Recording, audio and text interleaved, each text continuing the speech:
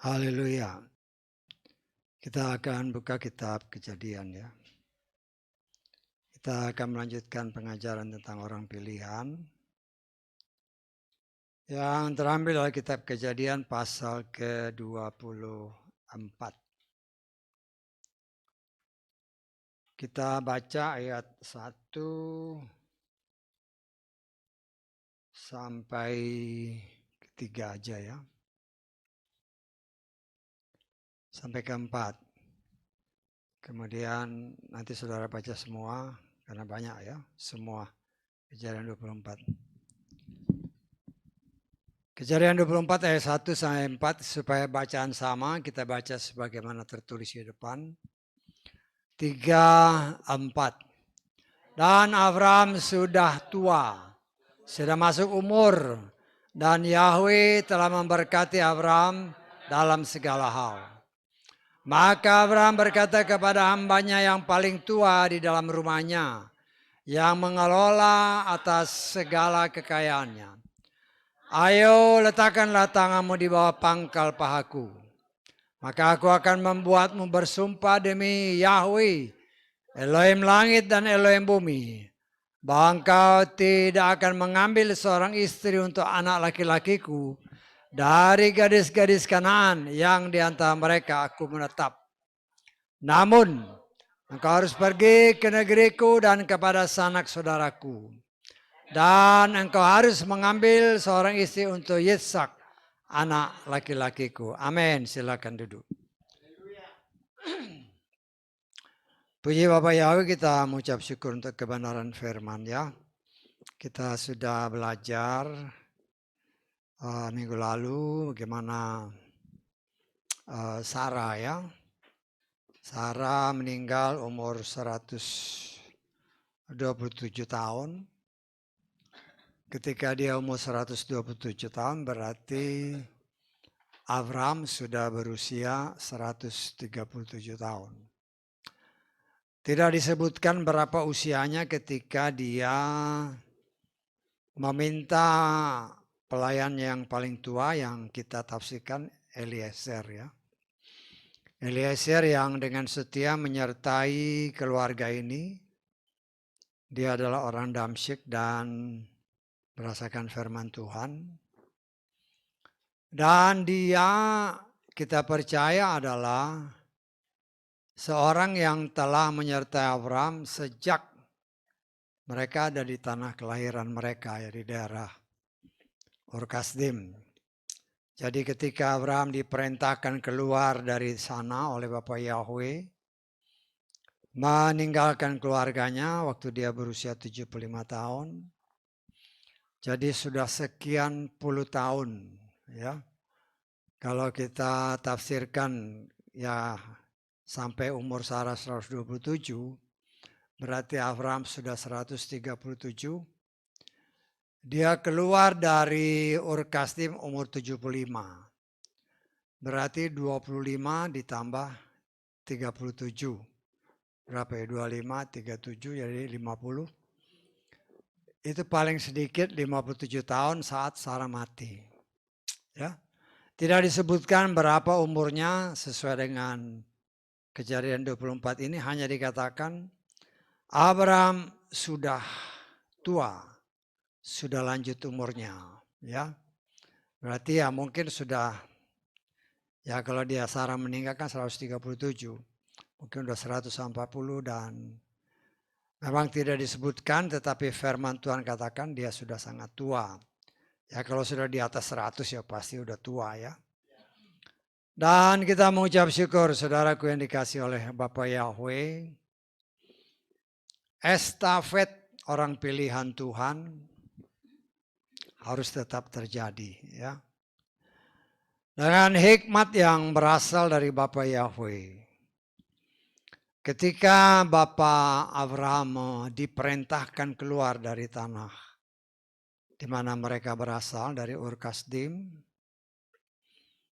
dia membawa istrinya, kemudian pada masa tua mereka, Jadi ketika Abraham sudah 100 tahun, Sarah sudah 90 tahun, lahirlah Yitzhak, dan dari perbedaan umur sampai Sarah meninggal, paling sedikit umur si Yitzhak sudah 37 tahun. Ya, umur 37 tahun, kemudian Tuhan memerintah atau Bapak Abraham. Kita percaya dengan hikmat yang diberikan oleh Bapak Yahweh, waktunya dia untuk mengambil pasangan hidup bagi Yitzhak. Ya kalau kita katakan ya waktu itu ya merupakan suatu budaya atau kebiasaan ya untuk masa perjodohan ya, dijodohkan antara sepasang suami istri atau yang akan dinikahkan harus ada penjodohan berdasarkan adat istiadat juga saya percaya. Dan kita melihat di sini Abraham berketetapan hati. Dia tinggal di daerah Kanaan sudah sekian puluh tahun ya. Sudah sekian puluh tahun, jadi katakanlah ya, pasti udah 50-an tahun barangkali ya. Kalau kita ambil patokan ya dia keluar umur 75. Tetapi dia masuk ke tanah Kanaan ya katakanlah umur, ya kita ngambil kasarnya 80 tahun. Berarti dia sudah 50 tahun lebih ada di tanah Kanaan. Dan dia sudah sangat mengenal akan tanah Kanaan dan kepercayaan orang Kanaan. Yang juga pasti dia lihat keseharian mereka. Pasti orang-orang ini adalah penyembah berhala atau menyembah ilah yang tidak sama dengan Bapak Abraham. Ya. Karena itu dia mengambil satu sikap, saya percaya dengan hikmat yang Tuhan berikan, sebagai generasi penerus, yaitu Yitzhak anaknya satu-satunya anak dari Sarah. Dia memerintahkan bujangnya yang kita tafsirkan di sini pasti Eliezer untuk pergi ke tanah di mana asal usul Bapak Abraham, yaitu di daerah Ur-Kasdim ya, di daerah Mesopotamia sana, daerah Aram, di daerah Aram Naharaim. Kata firman Tuhan. Nah kita melihat di sini suatu proses ya. Karena Abraham harus yakin bahwa bujang yang sangat dia percaya ini benar-benar mengambil perempuan yang bukan dari daerah situ. Karena itu dia meminta si Eliezer ini untuk bersumpah ya. Dan berdasarkan yang kita tahu, sumpah yang dilakukan ini itu merupakan suatu kebudayaan pada zaman itu di daerah itu. Ya. Jadi meletakkan tangan di bawah pangkal paha si Abraham, kemudian si Eliezer ini harus berjanji. Ya, tentunya dengan resiko ya, kalau dia melanggar sumpahnya, ada resiko-resiko yang pasti akan dialami. Dan itu kita percaya juga merupakan suatu adat kebiasaannya. Suatu budaya waktu itu, seseorang kalau berjanji atau bersumpah, dia melakukan hal seperti itu. Nah, kita melihat di sini, ya Eliezer tentunya ya sebagai hamba yang setia, dia mentaati. Tetapi dia juga memberikan masukanlah bagi Bapak Abraham. Bagaimana kalau perempuan yang diminta dari keluarga mereka itu tidak mau. Nah, di sana dikatakan kalau saudara baca nanti ayat-ayat ini, kalau perempuan yang diminta dari keluarganya tidak mau, maka secara otomatis sumpah itu batal atau gugur ya. Dan saudaraku yang dikasihi oleh Bapa Yahweh, tetapi dengan satu keyakinan. Ya. Dengan satu keyakinan Bapak Abraham, ya kita melihat di sini kata-kata positif ya, seorang yang dapat menjadi contoh bagi kita. Ya. Di dalam, kita baca dulu dalam ayat ke-7 aja ya. Ayat ke-7 ini suatu keyakinan Bapak Abraham kepada Bapak Yahweh. Yahweh Elohim langit yang telah membawa aku dari rumah ayahku dan dari tanah kelahiranku, dan yang telah berfirman kepadaku dan yang telah bersumpah kepadaku dengan berkata, kepada keturunanmu aku akan memberikan negeri ini.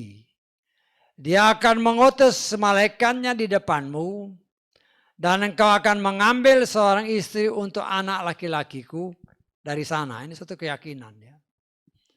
Positif pikirannya bahwa Bapa Yahweh yang telah memerintahkan dia keluar dari tanah kelahirannya. Bahkan dikatakan Bapa Yahweh telah bersumpah untuk memberikan keturunan. Ini kata-kata pertama, janji kan dari yang pernah kita pelajari. Beberapa kali Bapa Yahweh berjanji kepada Bapak Abraham tentang keturunan ya. Tentang keturunan, nanti kamu akan punya keturunan dan segala macamnya. Dan kita melihat di sini paling sedikit ya, kalau saya hitung ada 8 kali Bapak Yahweh menegaskan kamu akan punya anak, kamu akan punya anak. Ya, nah, ini dapat dikatakan yang pertama. Artinya ketika dia baru mau keluar, Tuhan sudah janjikan keturunanmu. Artinya sudah Tuhan janji akan ada keturunan. Tetapi kita melihat sekian lama baru mempunyai keturunan. Ya.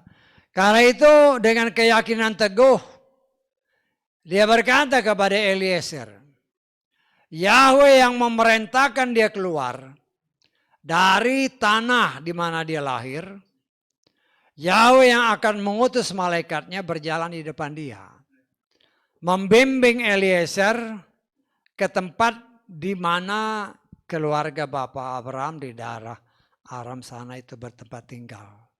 Ya. Dan kita melihat saudaraku yang dikasihi oleh Bapak, ya, dengan itulah kita belajar ya.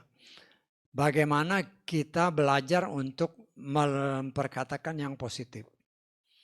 Walaupun di dalam kehidupan sehari-hari ya seringkali tanpa sadar itu terlepas kata-kata yang negatif.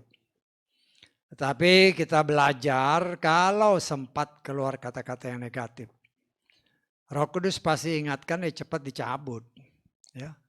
Jangan kita membiarkan dia tertanam dan bertumbuh.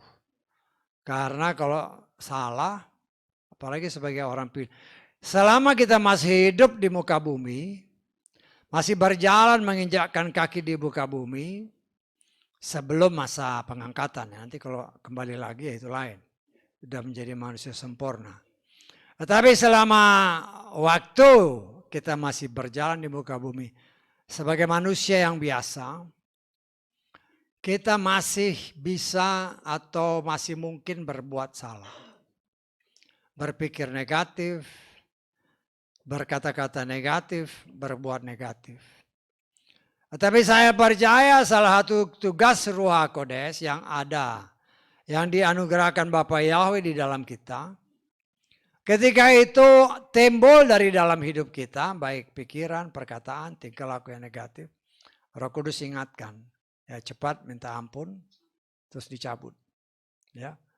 Akhirnya kita belajar selama ini beberapa kali kita melihat Abraham itu senantiasa dengan yakin memperkatakan segala sesuatu yang positif, ya.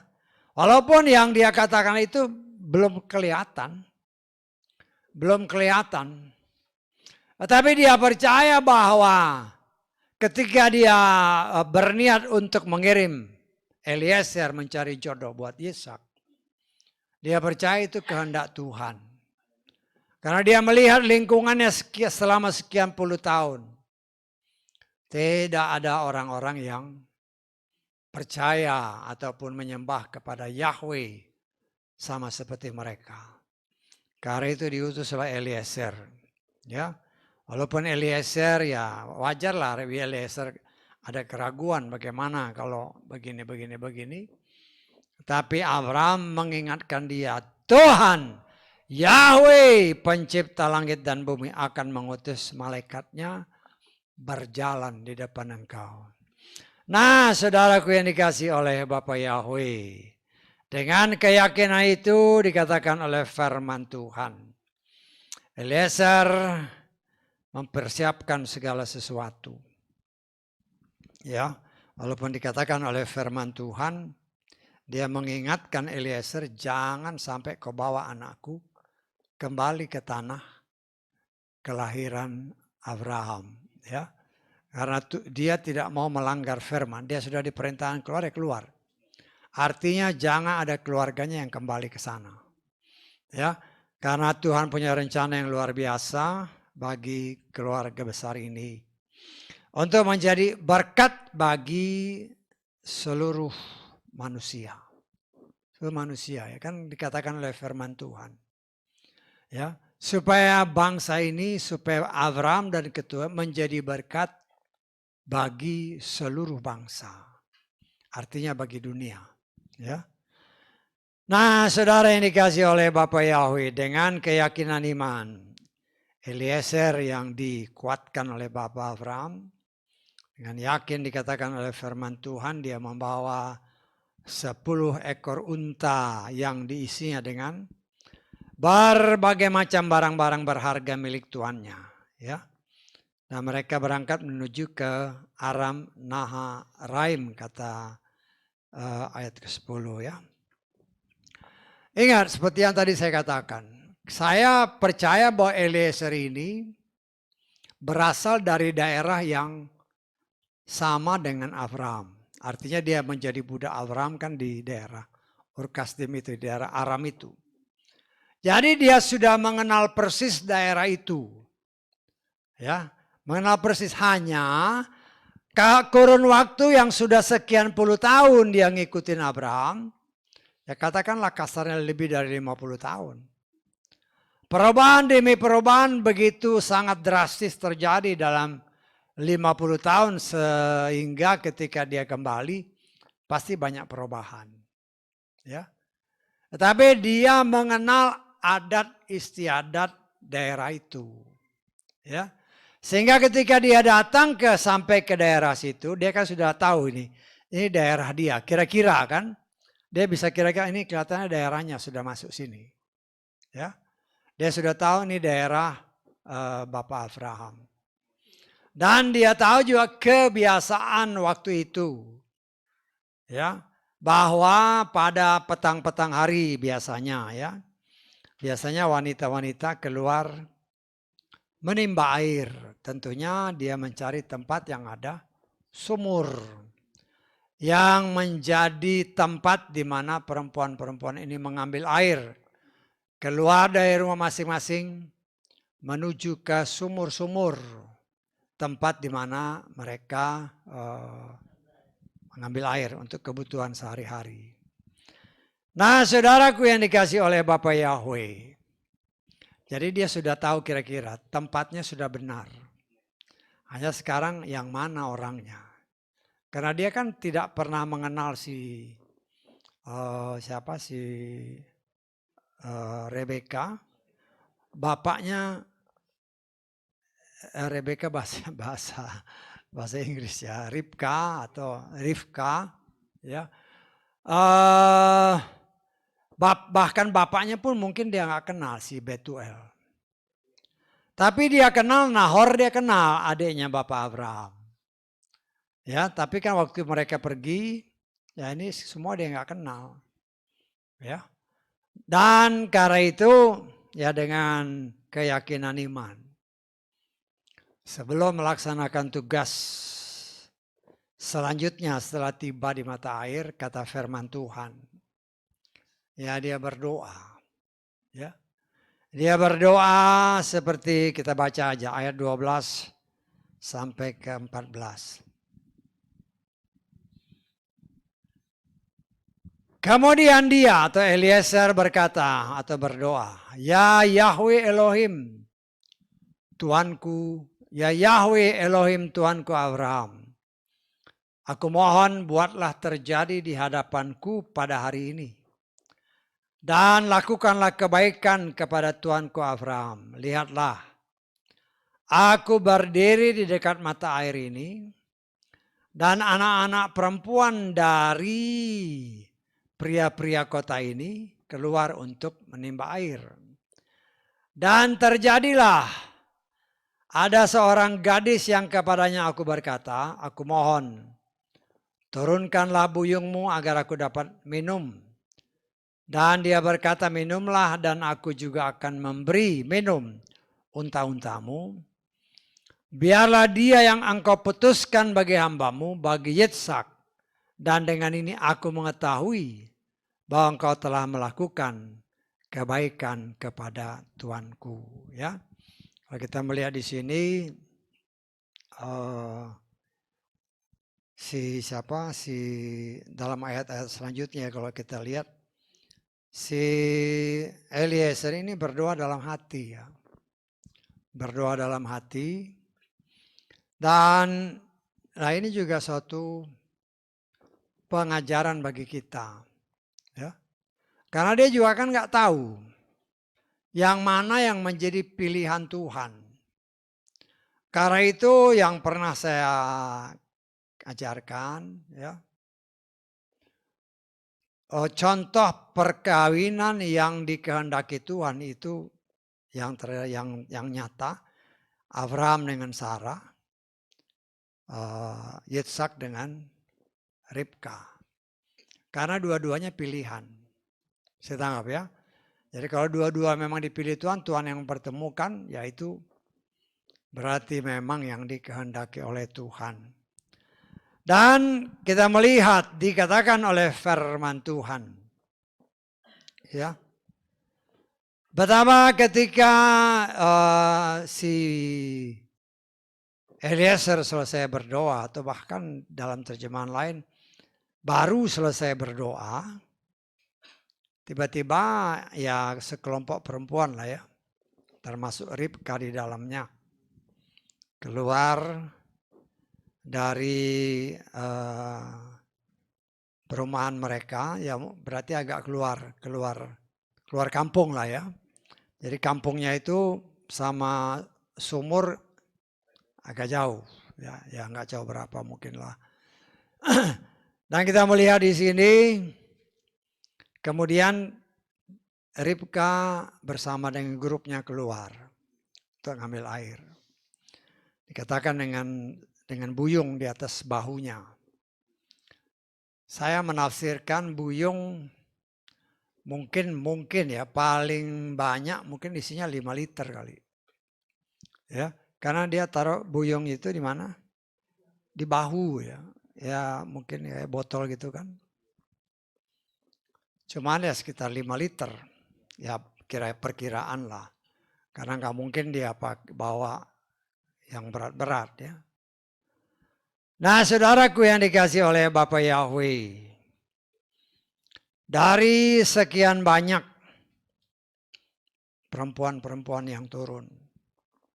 Dia kan harus milih nih. Eliezer kan harus milih. Yang mana ini yang harus disamperin. Untuk menggenapkan apa yang dia doakan tadi. Ya. Dan saya percaya dengan pimpinan dari malaikat. Dia menghampiri Ribka. Bukan saja melihat bahwa Ribka itu cantik. Secara jasmani. Tapi kita percaya bahwa, atau saya percaya bahwa langkah kaki daripada Eliezer itu dipimpin oleh malaikat untuk menghampiri Ribka. Ya. Sesuai dengan apa yang didoakan oleh Bapak Abraham. Bahwa dia yakin malaikatnya akan berjalan di mukamu. Kan doa Bapak Abraham tadi kan begitu. Malaikat akan berjalan di depanmu. Artinya ketika dia juga berdoa minta petunjuk Tuhan, ini berapa orang perempuan, kan banyak perempuan. Kita percaya bahwa apa yang didoakan oleh Bapak Abraham, malaikatnya yang membimbing si Eliezer menuju langkah kaki menuju kepada Ribka. Kemudian dikatakan di sana terjadilah satu percakapan di mana sesuai dengan doanya ya. Sesuai dengan doa daripada Eliezer. Dia hampiri si Ribka dan dia minta minum dari air yang ada di atas bahunya, di buyungnya. Ya. Nah, kita melihat di sini setelah dia memberi minum, apa yang diminta ya sesuai dengan doanya tadi, ya perempuan. Nah, kita baca ayat 17 coba ya.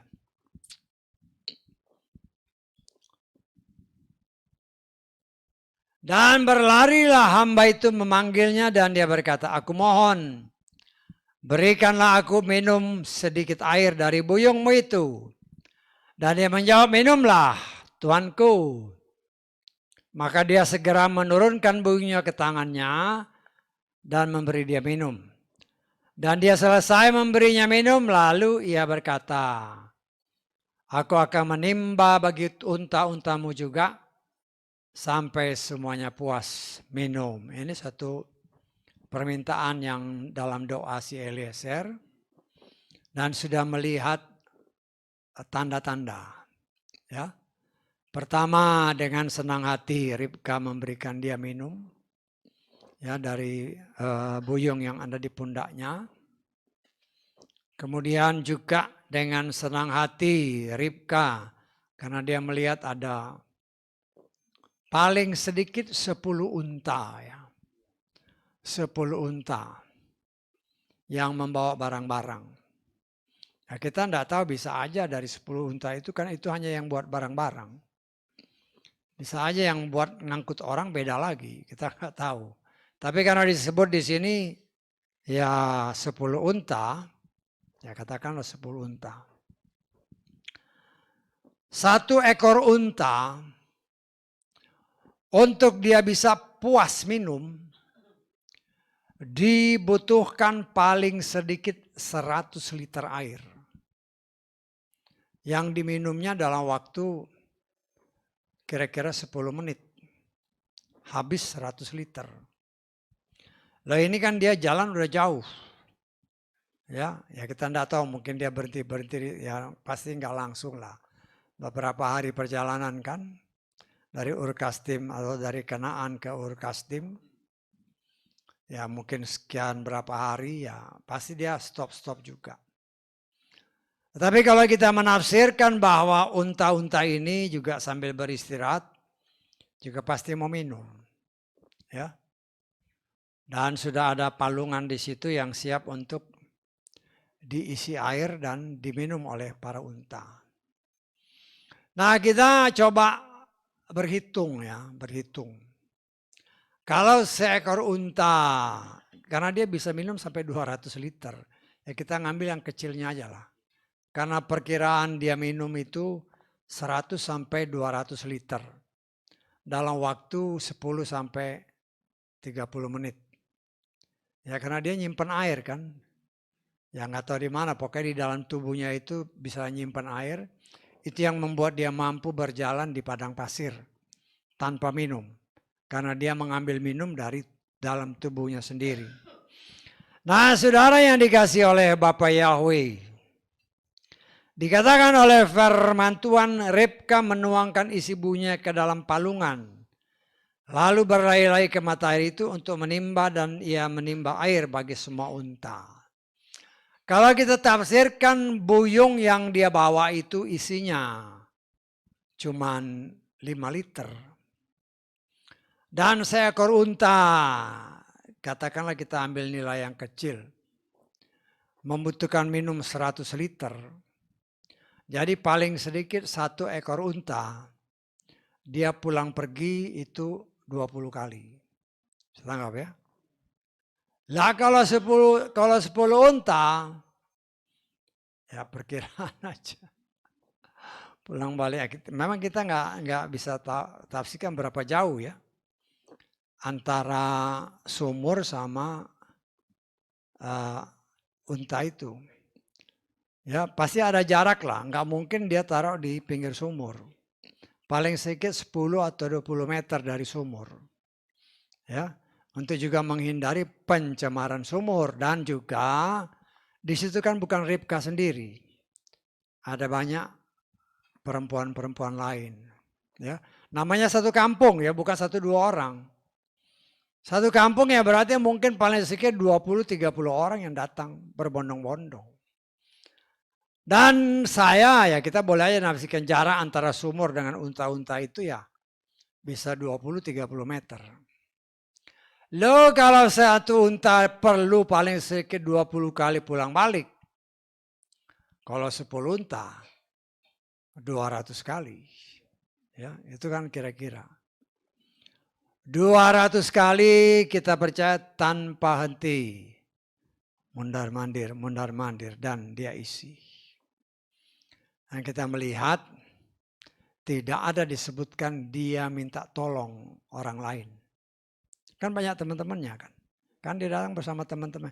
Dia tidak disebutkan dia minta tolong teman-temannya. Untuk membantu.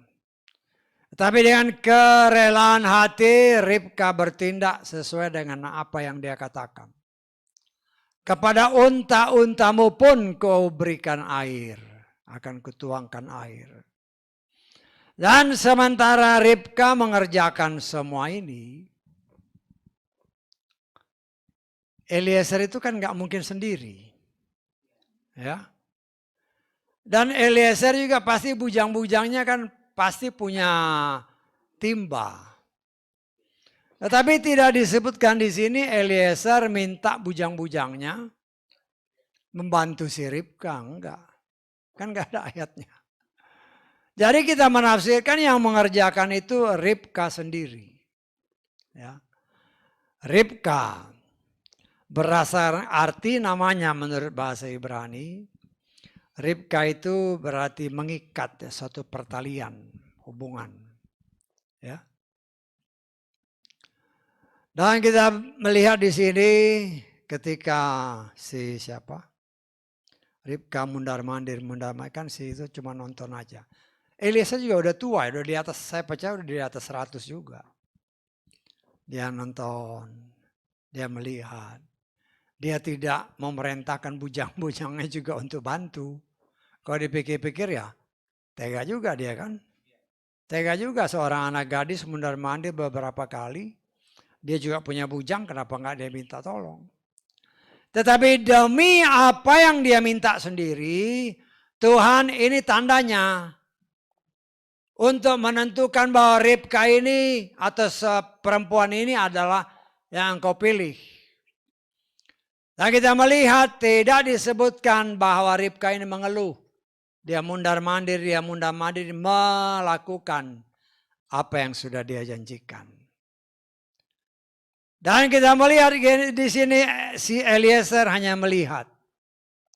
Melihat dan meyakinkan dirinya bahwa apa yang dia minta kepada Bapa Yahweh sebagai tanda untuk menentukan bahwa ini adalah pilihan Tuhan. Sehingga dia cuma melihat aja sampai selesai. Dan puji Bapa Yahweh kita melihat dari cerita-cerita yang nanti saudara baca selanjutnya. Ribka dapat menyelesaikan apa yang dia katakan. Dan sebagai hadiah, namanya udah capek kan itu kerja. Bolak-balik. Ya dikasih hadiah lah sama si Eliezer kepada Ribka. Sehingga dikatakan, kita baca ayat 22. Dan terjadilah ketika unta-unta itu sudah puas minum ya. Berarti dia puas minum paling sedikit 100 liter ya. Itu paling sedikit ya. Maka orang itu mengambil sebuah anting-anting emas yang beratnya setengah shikal. Dan sepasang gelang bagi tangannya yang beratnya 10 shikal. Ya. Kita sudah belajar kemarin 1 shikal itu sekitar 10 sampai 11 gram. Kalau di sana dikatakan diberi anting-anting yang ya wajar lah 10,5 shikal berarti kan kalau kita ambil rata-rata 10 gram berarti 5 gram. Ya, setengah shikal 5 gram. Tetapi gelangnya ini 10 shikal berarti 100 sampai 110 gram. Jadi lumayan gede kan? Emas ya. Dan saudaraku yang dikasih oleh Bapak Yahweh. Ya itu buka itu sebagai upah aja itu. Sebagai ucapan terima kasih Eliezer kepada Ribka yang sudah bolak-balik. Baru timbullah satu pertanyaan dari Eliezer untuk meyakinkan apakah yang dia minta kepada Bapak Yahweh itu sudah terwujud. Karena itu dia bertanya dalam ayat 23. Dan dia bertanya, anak siapakah engkau? Aku mohon ceritakanlah kepadaku. Adakah di rumah ayahmu tempat bagi kami untuk bermalam? Kemudian, dan dia menjawab kepadanya, aku adalah anak perempuan Betuel, anak Milka yang telah dilahirkan bagi Nahor. Kalau Nahor saya percaya dia kenal. Karena Nahor ini adiknya Bapak Abraham. Ya. Karena anak adiknya Abraham itu 3 bersaudara dari Tera ya. Dari ibu yang sama ini Abraham, Nahor dan Haran ya. Saya percaya Eliezer kenal Nahor. Ya. Kemudian Nahor ini punya istri namanya Milka. Punya anak namanya Betuel atau keponakan dari Abraham. Saya tanggap ya. Betuel ini punya anak namanya Ribka. Jadi secara urutan Betuel si Ribka ini levelnya cucunya Abraham. Saya tanggap. Karena Abraham dengan Nahor itu satu level. Ya. Nahor ini punya istri yang namanya siapa tadi? Milka kan? Punya anak namanya Betuel. Betuel punya anak lagi namanya Ribka. Dari tingkatan-tingkatan ini kita mengetahui bahwa Ribka ini urutannya adalah dengan Yitzhak itu keponakan. Bisa tanggap? Urutannya keponakan. Loh kok bisa terjadi begitu? Loh si Yitzhak ini lahirkan si Abraham sudah umur 100 tahun. Jadi wajar aja. Jadi kan dia si Sarah umur 90 baru lahirlah si Yitzhak. Ya. Sehingga dengan demikian kita melihat ketika Eliezer mendengar nama Nahor, saya kurang yakin nih kalau dia kenal sama Betuel, bapaknya Ribka. Karena mereka sudah keluar lama sebelumnya. Kalau toh memang ini ya mungkin waktu itu Betuel masih kecil. Ya. Tapi setelah 50 tahun lebih kan, ya dia udah gak kenal lagi. Tapi ketika dia dengar ini Nahor, dan ini memang daerah daripada Bapak Abraham, dia langsung ingat ini saudara daripada Bapak Abraham. Ya. Sehingga dikatakan dalam ayat ke 26 dan 27. Lalu berlututlah orang itu, si Eliezer ya, sujud menyembah Yahweh. Dan dia berkata, diberkatilah Yahweh Elohim Tuanku Abraham, yang tidak pernah melupakan kebaikannya dan kebenarannya terhadap Tuanku. Selagi aku dalam perjalanan, Yahweh telah menuntunku ke rumah saudara Tuanku. Jadi dia sudah, saya percaya dia kenal Nahor. Sehingga ini kan merupakan doa. Makasih Bapak Yahweh, kau sudah menuntun aku di jalan yang benar. Sehingga bertemu dengan orang yang memang engkau pilihkan sebagai pasangan daripada Yitzhak, anak daripada Bapak Abraham. Nah, saudaraku yang dikasih oleh Bapak Yahweh, kita melihat dalam perjalanan selanjutnya.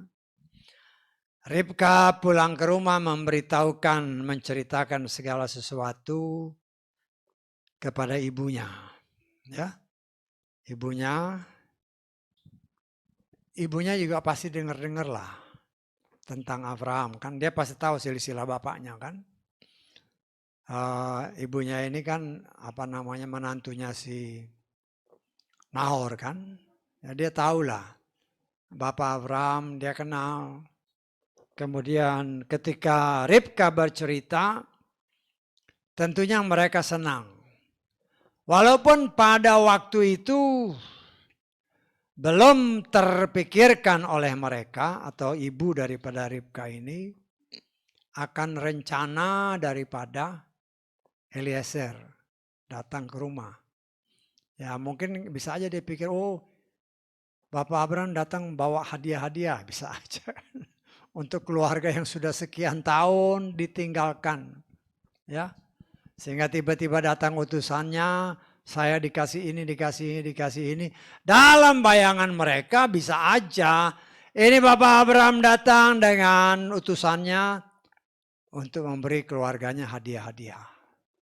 Karena dia tidak disebutkan di sini, Eliezer tidak menyebutkan bahwa dia punya rencana untuk meminang Ribka. Ya. Dan di dalam perjalanan selanjutnya dikatakan oleh firman Tuhan, saudara laki-laki daripada Ribka yaitu si Laban keluar mendatangi Eliezer bersama rombongan.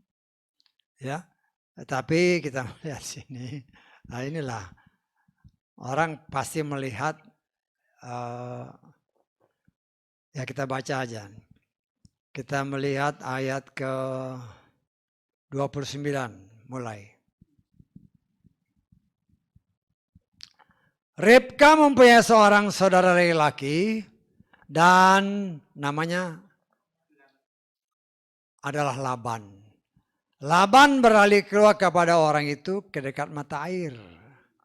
Dan terjadilah ketika dia datang itu kenapa? Karena dia lihat si Ribka ini pakai anting-anting sama pakai gelang emas yang luar biasa. Jadi tujuan si Laban ini melihat, dia dengarkan ini masih keluarganya.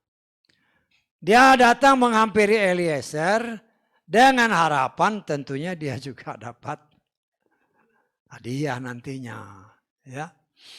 Tetapi ya di sana memang suatu kebiasaan bahwa mereka mengundang, apalagi saudara, udah tahu pasti saudara kan. Ya diundanglah untuk datang ke rumah. Ya tentunya dengan situasi kondisi yang ada, pastilah keluarga daripada Ribka atau keluarga besarnya menyambut kedatangan utusan daripada Bapak Abraham.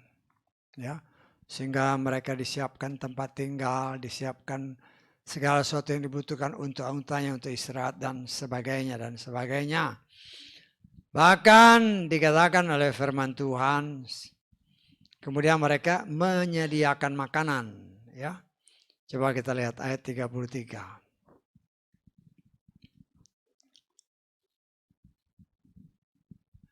Dan ketika makanan telah dihidangkan di hadapannya untuk dimakan, lalu berkatalah dia, aku tidak akan makan sampai aku telah membicarakan masalahku.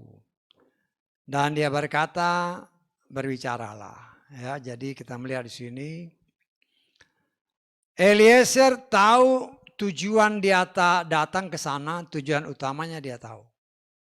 Yaitu untuk mencari pasangan hidup bagi Yitzhak. Jadi ketika keluarga ini melayani dia dengan rombongannya, termasuk unta-unta dirawat, dikasih makan dan sebagainya, disediakan tempat tinggal, disediakan makan minum. Keluarga ini kan belum tahu rencana mereka datang, kan belum ada yang tahu.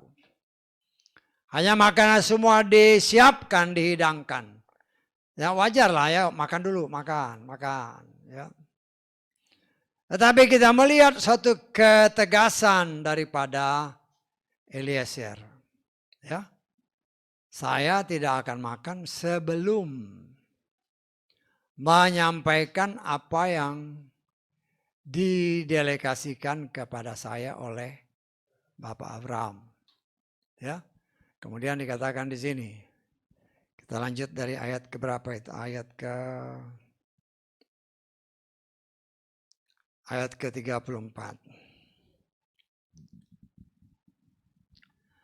Dan dia, Eliezer berkata, aku ini hamba Abraham. Ya. Satu kerendahan hati ya, aku ini hamba Abraham. Dan Yahweh telah memberkati tuanku dengan berkelimpahan, dan dia menjadi besar, dan kepadanya telah diberikan kawanan domba, kawanan lembu, perak, emas, dan hamba-hamba laki dan hamba-hamba perempuan, unta-unta dan keledai-keledai. Oh, diangkat dulu kan. Majikannya diangkat-angkat, pokoknya Abraham sudah sangat kaya raya. Ya wajar lah, karena itu memang suatu kenyataan. Ya. Dia memperkenalkan diri, saya ini hambanya Abraham. Terus dia memberitakan Abraham kondisinya sudah seperti ini. Ya. Kemudian, dan Sarah istri tuanku itu telah melahirkan seorang anak laki-laki bagi tuanku setelah dia menjadi tua. Dan dia telah memberikan kepadanya segala sesuatu miliknya. Ya. Jadi dia memperkenalkan diri, dia memperkenalkan situasi kondisi keluarga Abraham. Ya. Yang pasti mereka juga pernah dengar lah tentang Abraham ya. Tapi kan itu dari mulut ke mulut bisa beda-beda. Tapi dari sumber langsung. Situasi kondisi Bapak Abraham itu sekarang sudah seperti ini. Kemudian pada masa tua istrinya yaitu Sarah, dia melahirkan anak-anak. Kemudian seterusnya. Tuanku telah membuat aku bersumpah dengan mengatakan. Nah, baru dia mengutarakan tujuannya untuk datang. Engkau tidak boleh mengambil untuk anak laki-lakiku seorang istri dari anak-anak perempuan orang Kanaan yang di negerinya aku berdiam. Tetapi engkau harus pergi ke rumah ayahku dan kepada kaum keluargaku, lalu engkau dapat mengambil seorang istri untuk anak laki-lakiku. Ya. Jadi misinya dia sampaikan. Bahwa dia datang itu bukan untuk suatu kunjungan untuk melihat keluarga saja.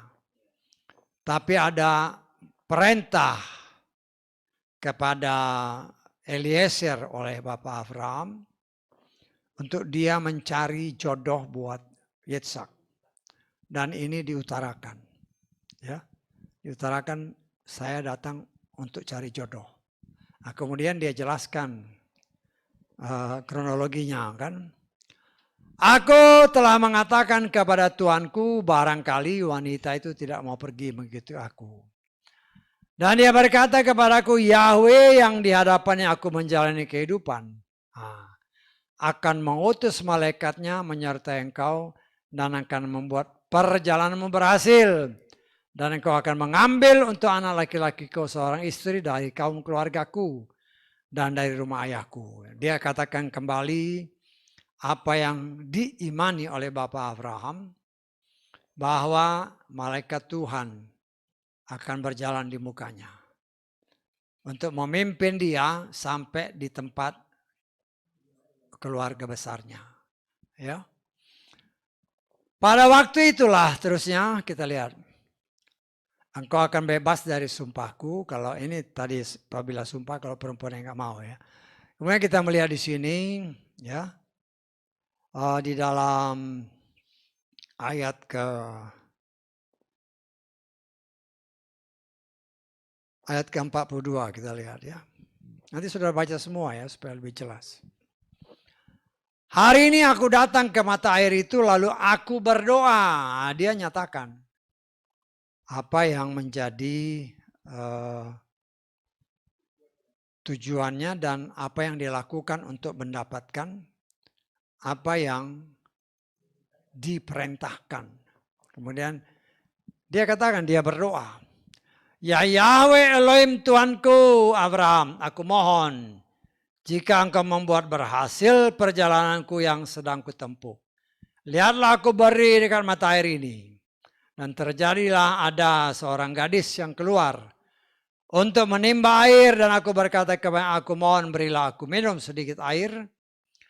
Lah dari buyungmu. Dan dia menjawab kepadaku. Minumlah kedua-duanya untukmu dan juga untuk unta-untamu. Aku akan menimbanya. Dialah wanita yang telah Yahweh tetapkan bagi anak laki-laki Tuanku. Nah, perhatikan ayat ini. Sebelum aku selesai berkata-kata dalam hatiku. Artinya dia berdoa dalam hati. Ya. Kalau tadi kan ayat sebelumnya tidak jelas. Tapi di sini jelas dikatakan. Sebelum dia selesai berkata-kata dalam hati. Tuhan sudah menjawab dulu. Tampaklah Ribka keluar. Dan buyungnya ada di atas bahunya. Dan dia turun ke mata air itu. Dan menimba air. Lalu kepadanya aku mohon berilah aku minum dan seterusnya. Semua kronologi dia ceritakan persis. Dari awal keberangkatannya dari Kanaan. Sampai ke tempat keluarganya di Aram. Ya. Dia ceritakan semua pertemuannya dengan Ribka. Berdasarkan hikmat yang Tuhan berikan juga dia berdoa dengan tanda-tanda seperti ini. Dan apa yang didoakan berdasarkan ayat-ayat tadi, didoakan dalam hati, Tuhan menjawabnya. Tuhan memimpin Eliezer dengan malaikat surgawi yang ada di depan dia bertemu langsung dengan Ribka. Dan kalau kita flashback kembali, Roh Kudus pasti menggerakkan Ribka untuk keluar dari rumahnya menimba air. Saya tangkap. Di satu sisi kan Eliezer ini sudah sampai di sana. Ya. Pasti roh Bapa Yahweh yang bekerja atas si Ribka sehingga dia tergerak juga untuk datang ke sumur di mana Eliezer sedang menunggu. Tuhan yang sudah menentukan hari ini jam segini dia harus ketemu. Supaya apa yang Tuhan janjikan kepada Abraham terjadi. Senang. Jadi kita percaya bahwa Ribka itu memang Tuhan yang gerakan untuk pergi ke mata air. Dengan kita kan nggak tahu kesibukannya. Bisa aja waktu itu kan dia sibuk. Tetapi pada jam-jam seperti itu Tuhan gerakan dia untuk pergi ke sumur. Sehingga akhirnya terjadilah pertemuan. Dan semua tanda-tanda yang diminta oleh Eliezer melalui doa di dalam hatinya itu terjadi. Dan kita melihat di sini semua diutarakan kepada keluarga besar. Dari orang tua, saudara-saudara daripada Ribka, ya baik Betuel dan istrinya. Demikian juga Laban kakaknya, ngumpul kan? Ya. Dan di sini kita melihat betapa pekerjaan Tuhan sangat luar biasa. Kemudian dikatakan oleh firman Tuhan, ayat ke-50 kita lengkap ya, atau 49. 49.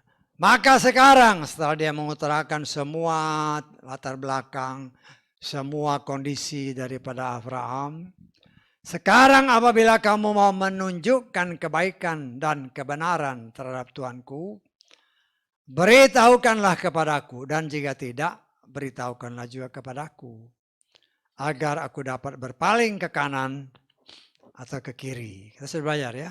Dia nggak bilang ke kiri dulu. Ya. Itu kan kelihatannya simpel kan, tapi kita sudah belajar ke kanan ke kiri kan ada arti semua. Nah, kita melihat di sini saudaraku yang dikasih oleh Bapak ya, ayat ke-50 dikatakan dengan tegas. Laban juga Betuel menjawab, dan mereka berkata, hal ini telah datang dari Yahweh.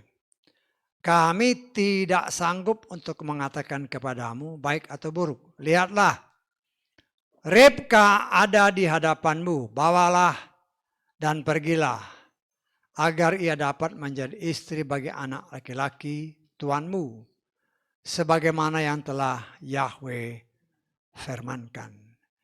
Terjadilah ketika hamba Abraham itu mendengar perkataan mereka, maka dia bersujud sampai ke tanah di hadapan Yahweh. Ya, kita melihat di sini kan satu perjodohan ketika diutarakan kepada bapaknya Ribka si Betuel, ya, dan juga kakaknya Laban, ya. Dan mereka mendengar semua kronologi perjalanan dari mulai diutus oleh Bapak Abraham sampai ke tempat tujuan, sampai bertemu dengan Ribka, dan mereka mengakui bahwa ini ada kehendak Tuhan, ya. Sehingga dengan jelas mereka katakan, ya ini semua dari Bapa Yahweh. Sehingga dengan iman mereka juga katakan, ya dengan kata walaupun dikatakan di sini ya tidak dikatakan apa namanya satu penolakan, tapi dia Ribka ada di depanmu, bawalah dia pergi. Ya, artinya pinangannya diterima. Ya, nah setelah pinangan diterima ya bagi-bagi hadiah lah. Ya, si siapa ini perempuan si Eliezer kan. Ayat 53 kita lihat. Kemudian hamba itu mengeluarkan wadah-wadah perak dan wadah-wadah emas, pakaian-pakaian, dan dia memberikannya kepada Ribka, juga kepada saudaranya, kepada ibunya, dan semua apa yang dibawa oleh 10 unta, harta kekayaan dari Bapak Abraham sebagai pinangan bagi Ribka. Ya, Ribka diberikan hadiah-hadiah juga keluarganya. Nah, saudaraku yang dikasih oleh Bapak Yahweh, saya percaya ini juga merupakan bagian dari kebudayaan atau adat istiadat pada waktu itu. Sehingga ya boleh dikatakan sampai saat ini ya. Sampai saat ini bukan saja di sana tapi di seluruh dunia ya sama juga. Ya wajar lah namanya pinangan kan. Ada hadiah-hadiah ya wajar-wajar aja. Dan di sini kemudian kita melihat setelah mereka makan minum, istirahat semalam. Besoknya ya kita lihat ayat ke berapa ini.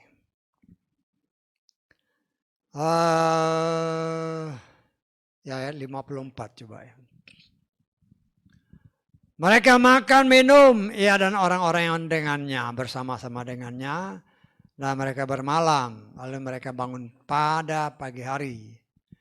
Dan dia berkata, suruhlah aku pulang kepada tuanku. Nah. Namun berkatalah saudaranya juga ibunya, biarkan anak gadis itu tinggal bersama kami beberapa hari atau sesudah itu beberapa hari atau 10 hari lagi. Sesudah itu ia boleh pergi. Namun ia berkata kepada mereka, janganlah menahan aku sementara Yahweh telah membuat perjalananku berhasil. Suruhlah aku pulang supaya aku boleh pergi kepada tuanku. Dan mereka berkata, biarlah kita memanggil anak gadis itu dan menanyakan dari mulut sendiri. Dan mereka memanggil Ribka dan berkata kepadanya, maukah engkau pergi bersama orang ini? Dan dia berkata, aku mau pergi. Ya, satu kepastian. Dan saya percaya dengan kronologi yang diceritakan oleh Eliezer, di depan keluarganya kan Ribka ada. Bagaimana kronologi cerita daripada si Eliezer dalam perjalanan mencari pasangan untuk Yitzhak. Semua tanda-tanda itu terjadi. Saya percaya itu merupakan suatu kekuatan bagi Ribka, bahwa inilah jodoh yang Tuhan berikan bagi Ribka, ya. Karena itu dia tidak tidak ragu-ragu, aku mau pergi. Di satu sisi yang lain kita melihat keteguhan Eliezer. Dia sudah berhasil dengan tugas yang diberikan. Dia harus cepat kembali, ya. Saya percayakan mungkin keluarga Eliezer ya karena kan dia lama di situ. Mungkin masih ada di situ juga. Tapi dia tidak berpikir hal itu. Dia diutus ke sana untuk satu tugas, selesaikan. Dia selesai, pulang. Tidak lagi mau mengulur-ngulur waktu. Harus segera pulang. Nah, saudaraku yang dikasih oleh Bapak Yahweh, kita melihat dalam perjalanan berikutnya, ya, Ribka sedia dan pulang. Ya. Kemudian kita melihat dalam ayat-ayat selanjutnya. Ya. Ribka mengikuti Eliezer menuju ke tempat Bapak Abraham. Kemudian dikatakan di dalam ayat ke 62 kita baca ya. Yitzhak telah datang dari arah sumur Laharoi dan dia tinggal di tanah Negeb. Dan pergilah Yitzhak keluar untuk menyendiri di padang saat menjelang sore hari. Ketika dia mengangkat matanya dan melihat, maka tampaklah sejumlah unta sedang datang. Ribka melayangkan pandangannya dan dia melihat Yitzhak, lalu turunlah dia dari atas untanya. Dan dia bertanya kepada hamba itu, siapakah pria itu yang sedang berjalan di padang untuk menjumpai kita?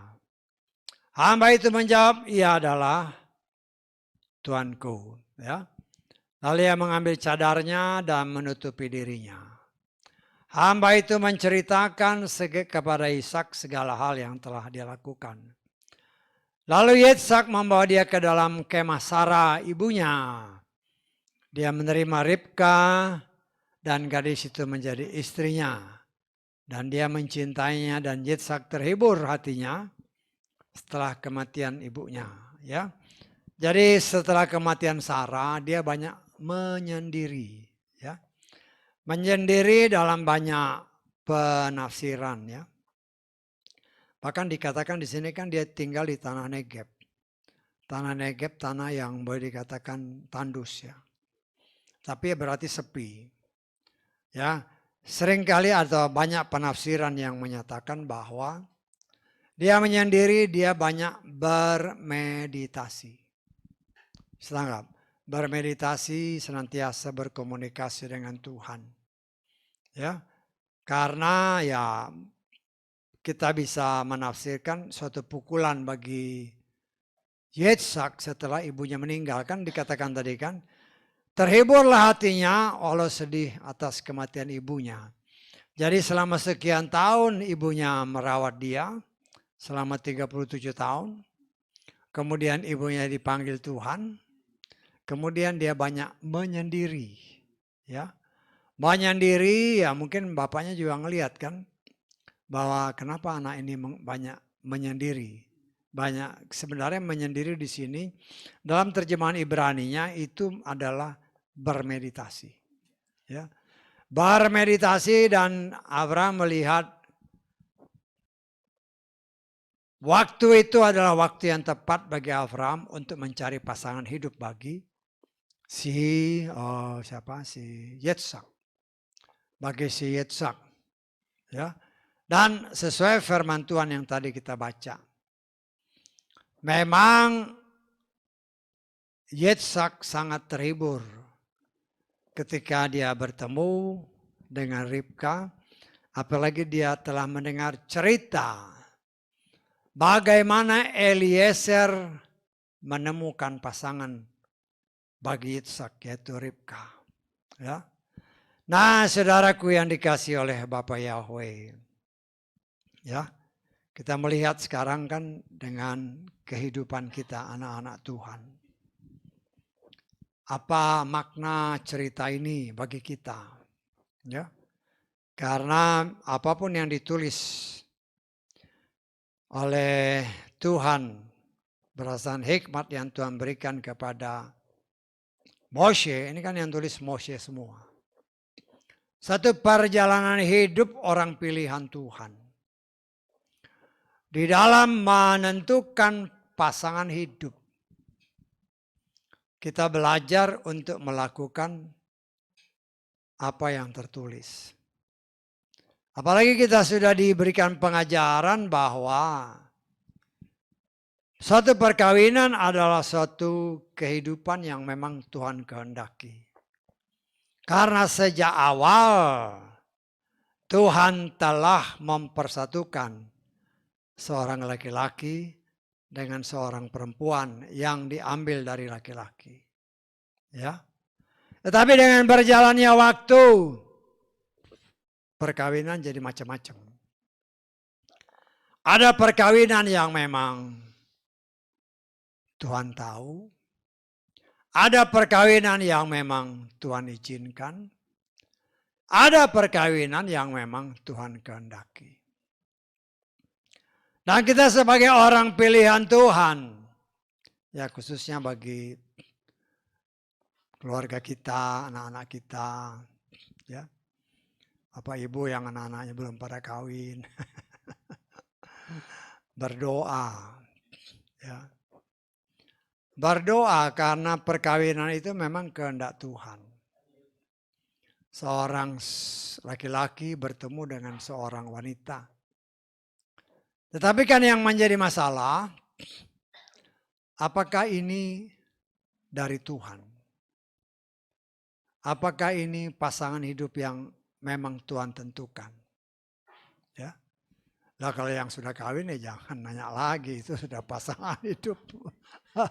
Apapun resikonya, ya berdoa supaya Tuhan ya yang bekerja, karena kita kan mungkin dulu kawin nggak tahu kan. Kawin ya kawin aja. Bisa seperti itu. Ya.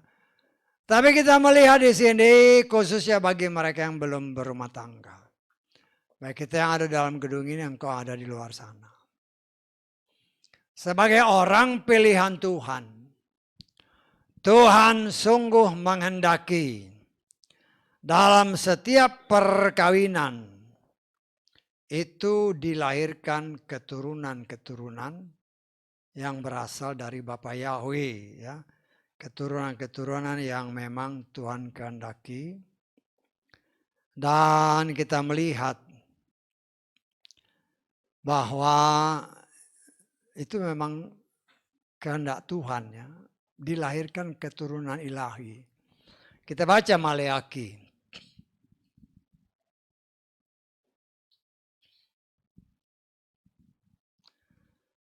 Pasal kedua ayat 15.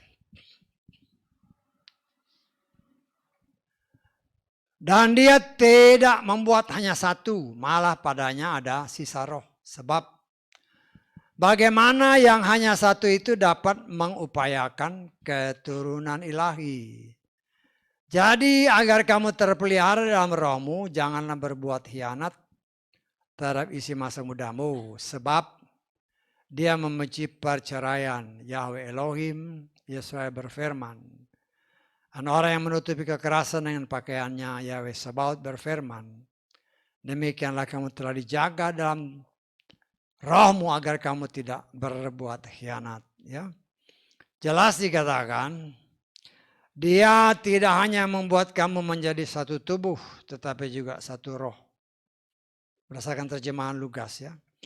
Sebab bagaimana yang satu tubuh itu dapat menghasilkan keturunan ilahi. Jadi dari setiap perkawinan anak-anak Tuhan, Tuhan menghendaki lahir keturunan ilahi. Nah kita melihat Abraham itu dari keturunan Sem. Ya.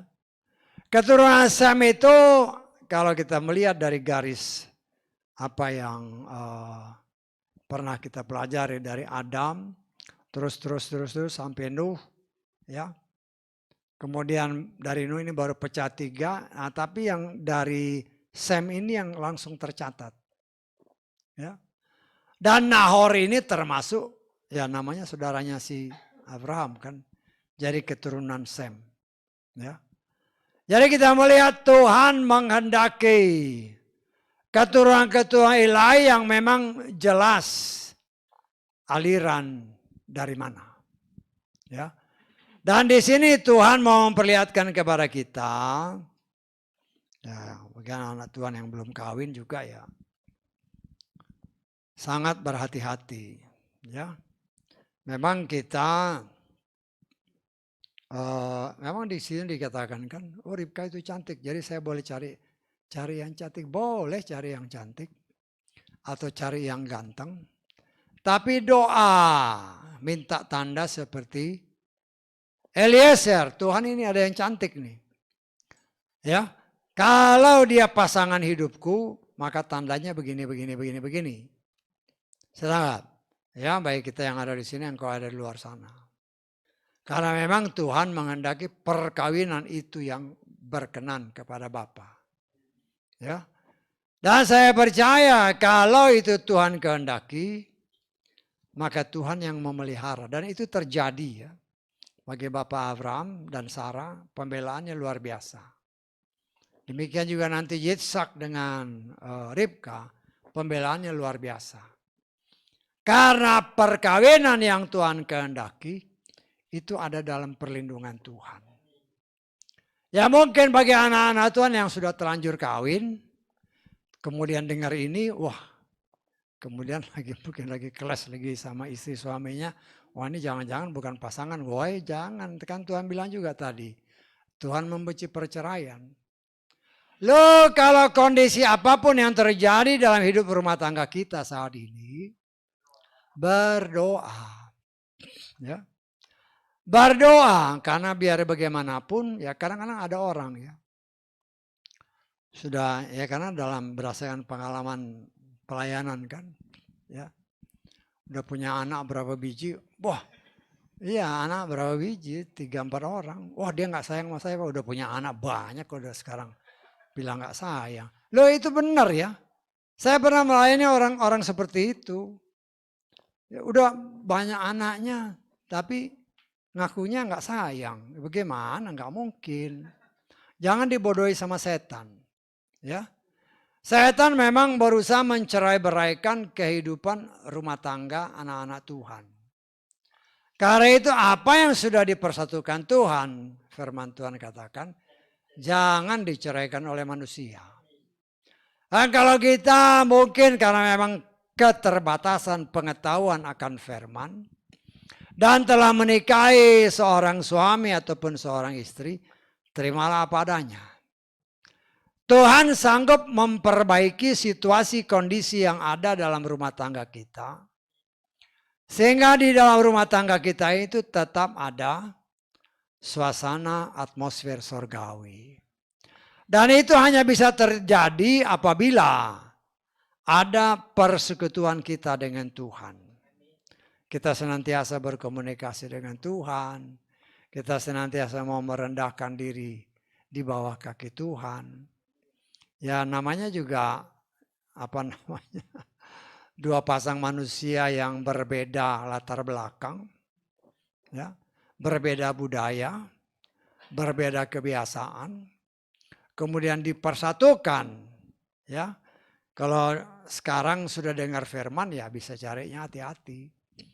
Tapi kalau waktu dulu kan belum dengar, yang penting cocok lah kawin. Setelah kawin, ternyata banyak yang gak cocok. Tapi karena sudah percaya Tuhan yang benar, ya berdoa supaya Tuhan yang merubah. Segala sesuatu yang tidak cocok, hanya Tuhan yang sanggup merubahnya.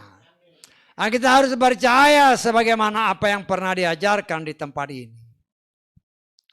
Bahwa laki-laki dalam bahasa Ibrani adalah Ish, perempuan di dalam bahasa Ibrani adalah Isa. Kalau kedua nama ini dipersatukan, 6 huruf Ibrani dipersatukan, di situ ada 2 kali Is, artinya 2 kali, masing-masing punya ego. Ya. Tetapi selama ada Bapa Yahweh di sana, maka perkawinan itu akan tetap dipelihara oleh Tuhan. Dan tugas kita sebagai anak-anak yang telah dipersatukan, ya walaupun mungkin kita belum kenal Tuhan waktu itu dengan benar, jangan menyesali, ya, jangan menyesali, ya berdoa supaya tetap pertalian itu semakin Tuhan membuat kita saling mengerti, ya, karena pengertian itu kan si A bilang begini, si B bisa salah pengertian. Tetapi saya percaya dengan pertolongan Tuhan. Tuhan sanggup untuk membuat suatu pengertian yang sama. Sehingga dengan suatu kepastian, kalau Tuhan yang beracara, maka kasih yang berasal dari Tuhan, yang memenuhi hati setiap pribadi, baik suami maupun istri, baik laki-laki maupun perempuan, kalau Tuhan yang campur tangan, kasih adalah salah satu alat untuk mempersatukan anak-anak Tuhan, ya, mengikat kita, kasih yang murni dari Tuhan. Kita lihat dalam Kolose pasal ketiga, ayat ke-14. Dan di atas semua ini, kasihlah yang menjadi pengikat kesempurnaan. Ya, kasih yang mana? Kasih yang berasal dari Bapa Yahweh. Kasih yang berasal dari Bapa Yahweh itu bagaimana? Kan pertanyaan gitu. Kasih yang berasal dari Bapa Yahweh adalah apabila sesuai dengan apa yang tertulis dalam kitab Surat Yohanes yang kedua ayat ke-6.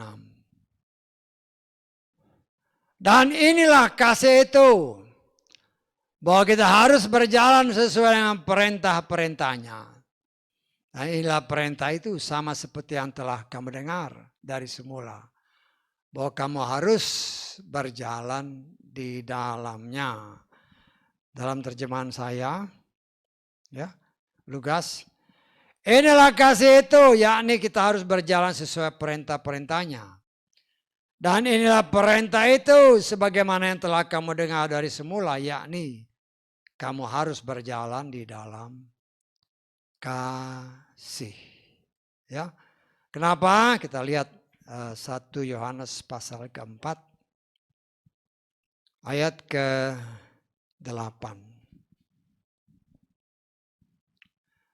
Siapa yang tidak mengasihi, dia tidak mengenal Elohim. Karena apa? Karena Elohim adalah kasih. Ya.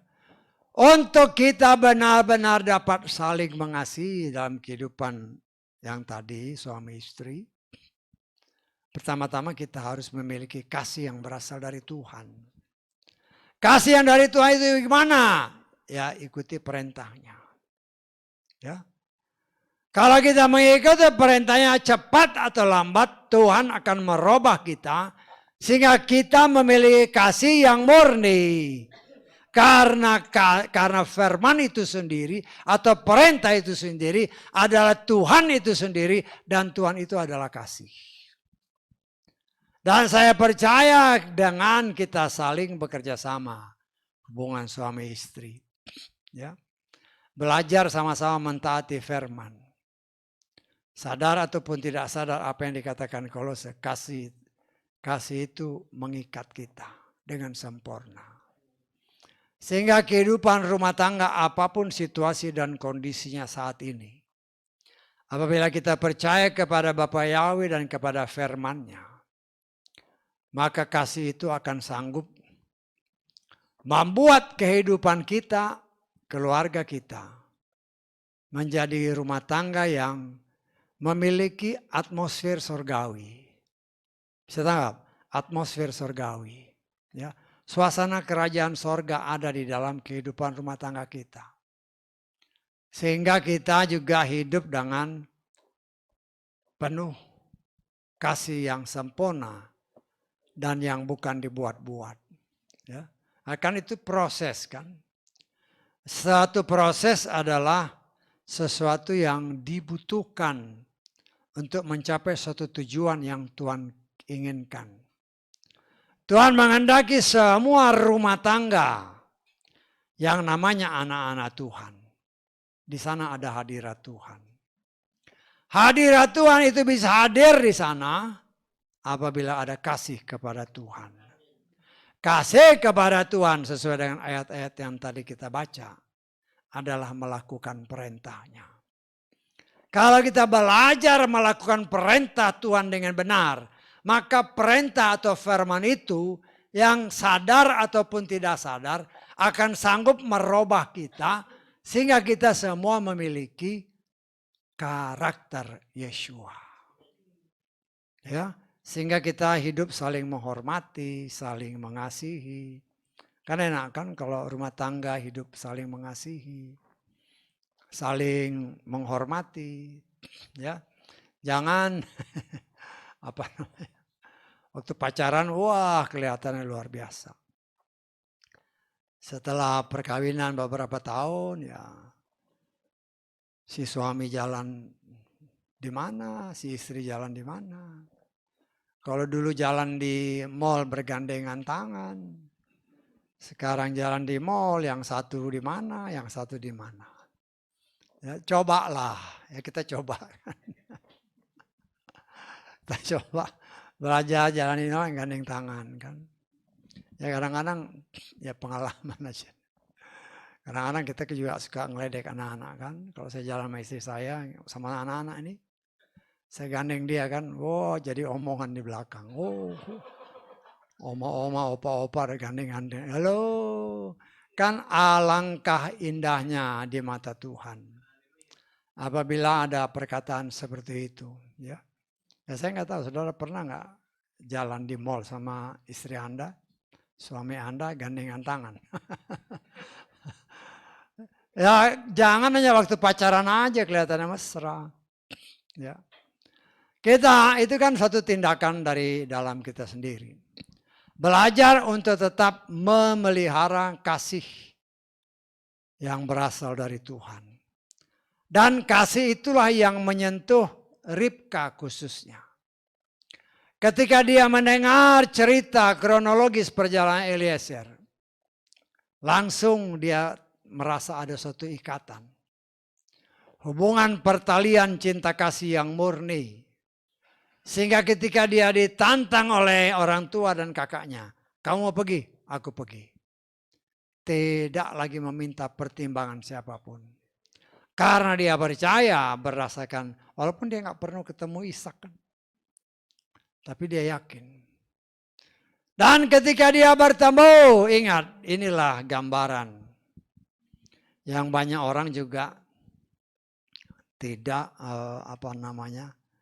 menyadari bahwa ini sebenarnya juga semacam suatu nubuatan yang waktunya nanti akan terjadi dalam kehidupan kita sebagai anak-anak Tuhan ya, yang sangat merindukan ya untuk kita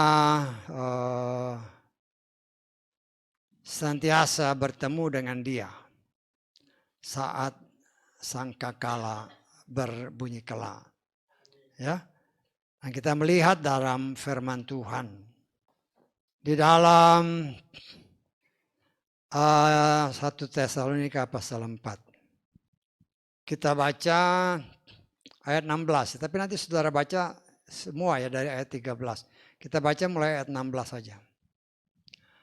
Sebab dengan suatu seruan dengan suara penghulu malaikat dan dengan sangkakala Elohim, dia akan turun dari sorga dan orang-orang yang mati dalam Hamasya, mereka akan pertama-tama bangkit. Perhatikan ayat 17.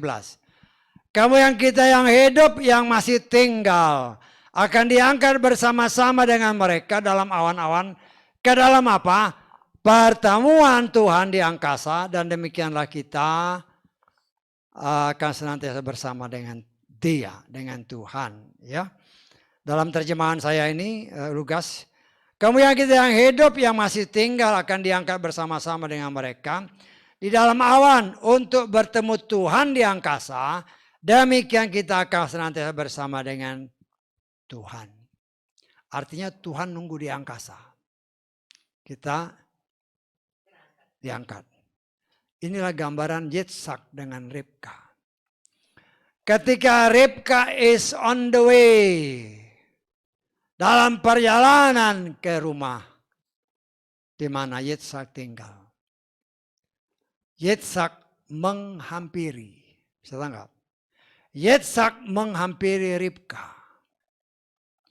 Bertemu dengan Ribka, kemudian Ribka dibawa ke rumahnya. Demikian juga kita nanti oleh kasih kemurahan Tuhan. Apabila engkau dan saya tetap setia dalam firman-Nya, kita akan bertemu dengan Tuhan di angkasa. Kita akan hidup dan tinggal bersama dengan Dia. Jadi apa yang digambarkan di dalam kitab tadi, dalam kitab Kejadian 24, sebenarnya adalah gambaran bagaimana Tuhan akan menemui kita di angkasa sangkakala berbunyi. Ya. Saat waktunya Tuhan, saat waktunya. Di mana Ribka dibawa oleh Eliezer. Pengantin Tuhan dibawa oleh malaikat Tuhan. Naik di angkasa. Ketemu Tuhan, Tuhan ketemunya di angkasa. Nanti bersama-sama kita dibawa ke tempat yang sudah disiapkan Tuhan. Untuk tinggal bersama-sama dengan Dia. Ya, memang disebutkan di sana ketika Ribka tahu Yitzhak yang datang, dia langsung menutup mukanya. Suatu adat kebiasaan bagi seorang wanita sebelum terjadi pernikahan, dia seolah-olah menjadi perempuan yang tidak dikenal oleh sang laki-laki. Ya, tapi kita melihat ya dari adat kebiasaan itu. Walaupun kita mungkin ya kalau mengikuti cara Ribka, Tuhan sudah tahu siapa Ribka. Yitzhak sudah tahu berdasarkan apa yang diceritakan oleh Eliezer. Kan Eliezer cerita sama Yitzhak kan. Begini. Jadi dia udah tahu bahwa ya mungkin memang walaupun gak disebut Eliezer orangnya cantik. Jadi walaupun ditutup mukanya dia udah tahu ini cantik. Ya. Rohani dan jasmani.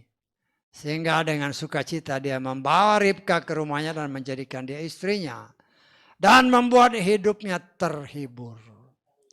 Demikian juga saudara dan saya. Ketika oleh kasih kemurahan Tuhan kita diangkat bertemu dengan Dia. Tuhan pasti senang. Karena pengantin-pengantinnya benar-benar siap untuk hidup bersama dengan Dia. Sampai selamanya. Haleluya. Amin. Mari kita bangkit berdiri.